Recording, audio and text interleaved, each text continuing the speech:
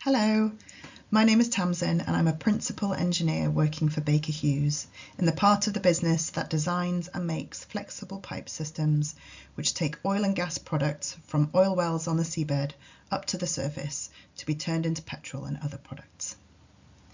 Being a principal engineer means you have expert knowledge in a particular area of engineering. In my job, I lead projects that improve the way we work in the engineering team. My projects help to make the engineers' jobs easier. For example, we design spreadsheets and software to quickly carry out repetitive calculations so the engineers can spend more time on the complicated and interesting parts of the design work. As the project leader, it's my job to keep everything organised, make sure the deadlines aren't missed, and update my boss on how things are going. Are we running on time? What problems are we facing? Are we spending too much money? The success of the project is my responsibility. And yes, sometimes I get to boss people about a bit too. It was my dad who first suggested engineering to me. He would have loved to have studied it himself, but didn't get the opportunity. At the time, I didn't really know what engineering was, but I loved maths, art, design, and science at school. I wasn't the brightest in my class and I didn't know what I wanted to do at university, but I gave engineering a try and I'm so glad that I did. There are so many different types of engineering: mechanical, electrical, civil, chemical, nuclear, aerospace, and so many industries where engineers work: manufacturing, transport, technology, energy, construction, biomedical. With these industries, there are lots of different roles: testing engineer, quality engineer, health and safety engineer, materials engineer, design engineer, project engineer. If you focus on the work you enjoy most, you'll find a role you love. For me, it's problem solving and leaving things more organised and logical than I found them.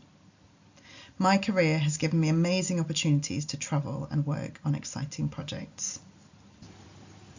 My first job after graduating was for Procter & Gamble, where I designed plastic parts that held perfume bottles and cartons as they moved down a factory line. Small improvements made a big difference because the factory produced thousands of products every single day. Next, I worked for SMD, designing parts of an underwater mining machine designed to cut volcanic rock 2 kilometers below the sea and bring it up to a ship to then extract gold and copper.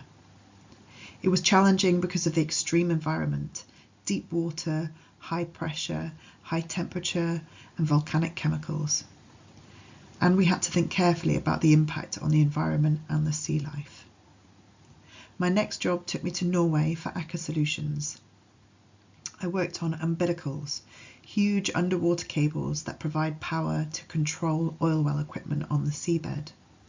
I was a project engineer working closely with customers and suppliers to make sure everything was running right on the project. I then returned to Newcastle working for Technip FMC, where I managed a team of design engineers, proving that umbilical designs were suitable through calculations and testing. I worked on projects that would be installed all over the world. Whilst there, I completed my offshore survival training, where they simulate a helicopter landing on the sea. And then I moved to Baker Hughes, where I'm now learning all about flexible pipes. You don't have to be a maths genius or want to get your hands dirty to make a brilliant engineer. A career in engineering is full of opportunities and can go in many different directions depending on your specific skills and particular interests. My jobs have taken me to fantastic places around the world, introduced me to some of my best friends, and given me the chance to work on brilliant, interesting projects. If you have a curious mind, enjoy being creative, like figuring out how things work, or love organising things logically, then there's an exciting job in engineering waiting for you.